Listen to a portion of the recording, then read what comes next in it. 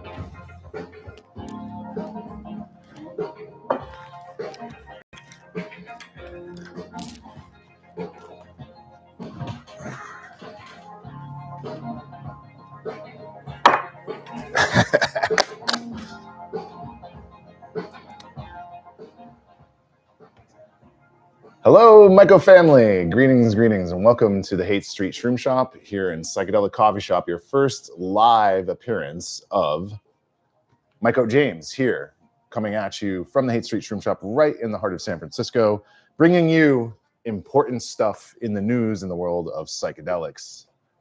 So with that being said, my friends, let's kick over to our headlines today, which are, hold on.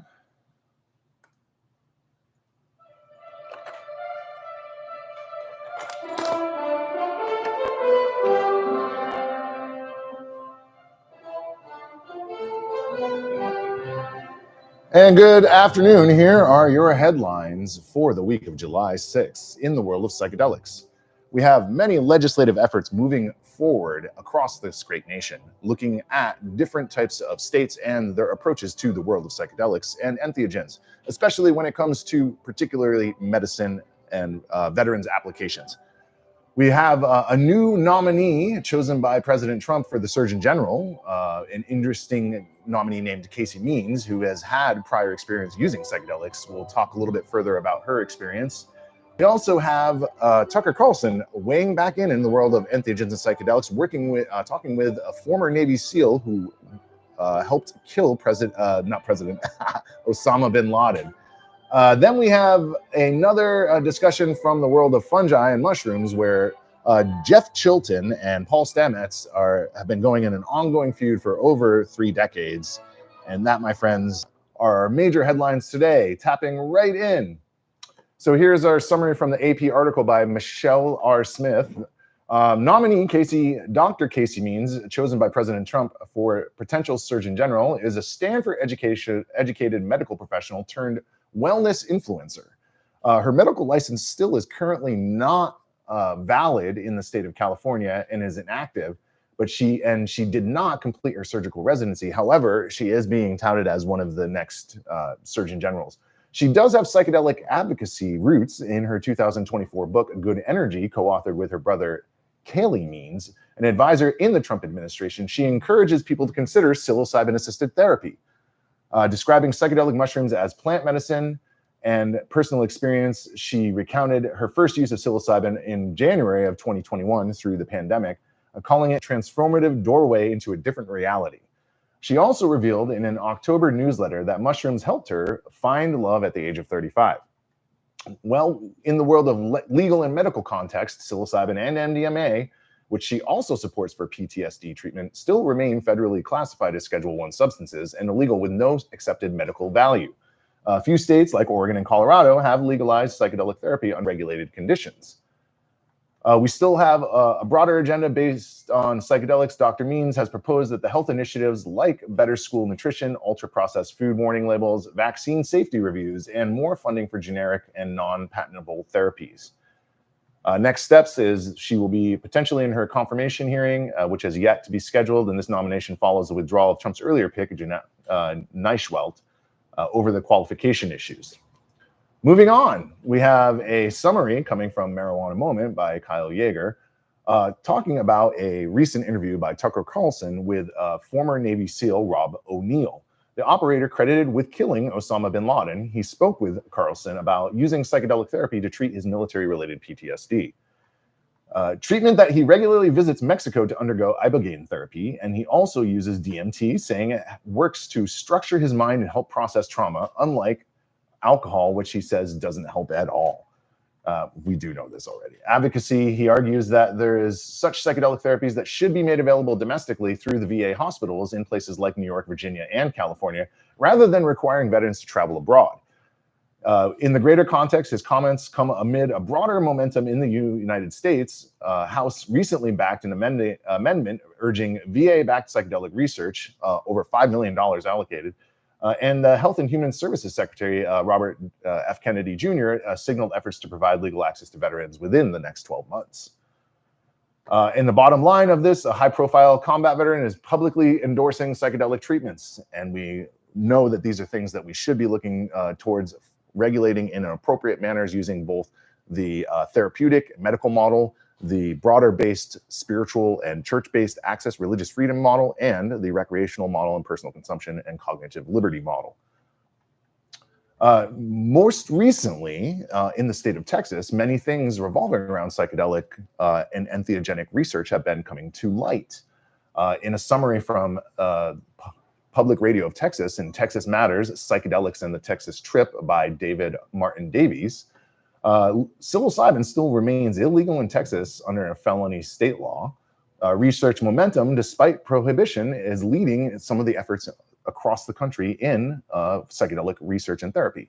House Bill 1802, represented in 2021, is the first state-funded trial investigating psilocybin for veterans and treatment-resistant PTSD in partnership with Baylor College of Medicine and veteran reporting centers.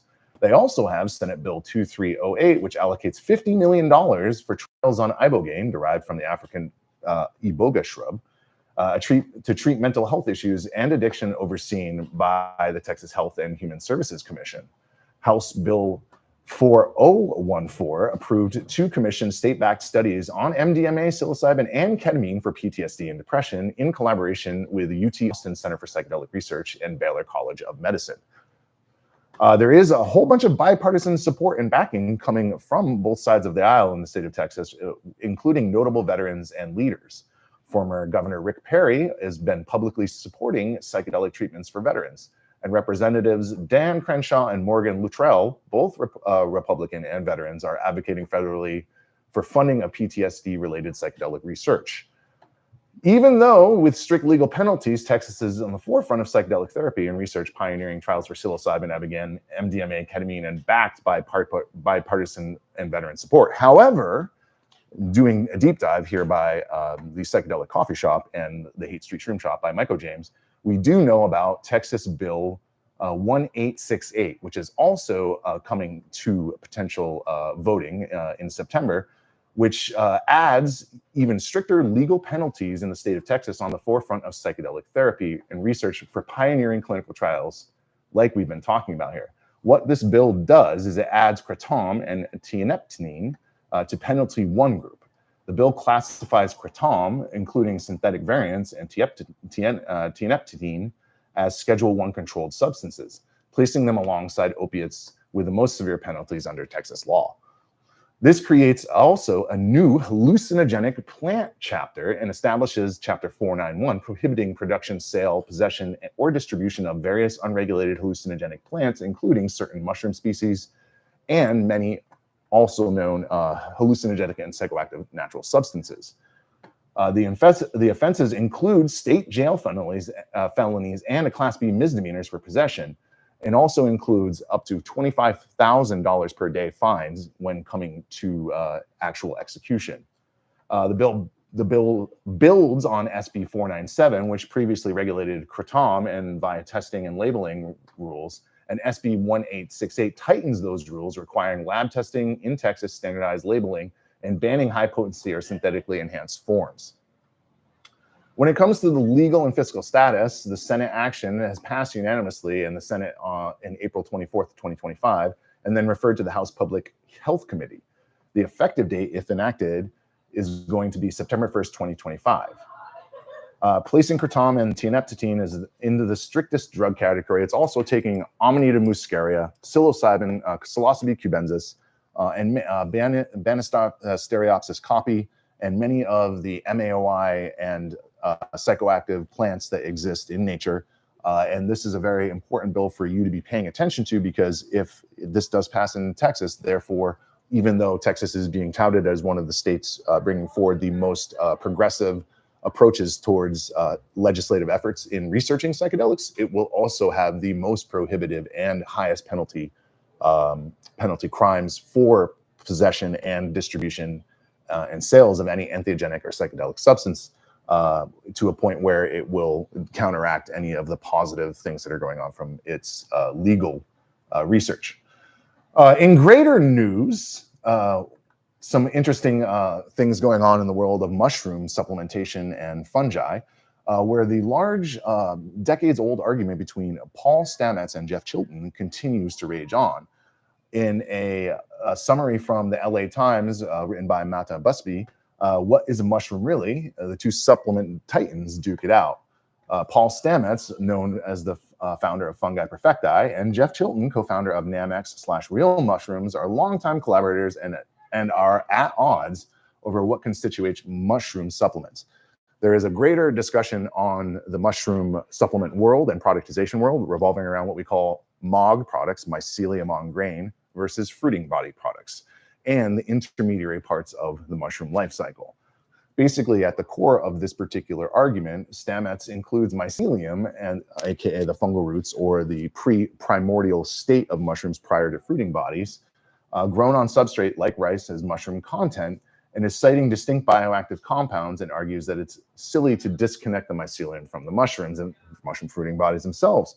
Whereas Chilton insists that only the fruiting bodies, the traditional mushroom fungal form of chitin, counts, rejecting mycelium-based supplements as those, especially those with residual grain starch from the mycelium on grain process. His stance is that no mycelium on grain, no starch, and the actual mushroom fruiting body is the most important aspect. This particular discussion has been going on and raging on amongst the mushroom and fungi community for years. Both have built major businesses in this space, with Stamets having over $30 million a year, last claimed in 2020, and Chilton's business, family business with his son Sky, Real Mushrooms and Namex, are also in that same size. So very large mushroom supplementation companies. The disagreement spans from the way that packaging and supplementation and supply chains align with scientific literature and influence the consumer trust in the market share, revolving around something that we call in the industry COAs, or Certificate of Authenticity. What these COAs do is they take mushroom supplementation and they look at them in a very scientific format to break down the alpha beta glucans and polysaccharides and the content levels of the particular mushroom products. The argument, again, goes back to the fact that with starch added things coming from myceliated grain, you were taking away from the actual amount of positive compounds that are available only in the fruiting bodies.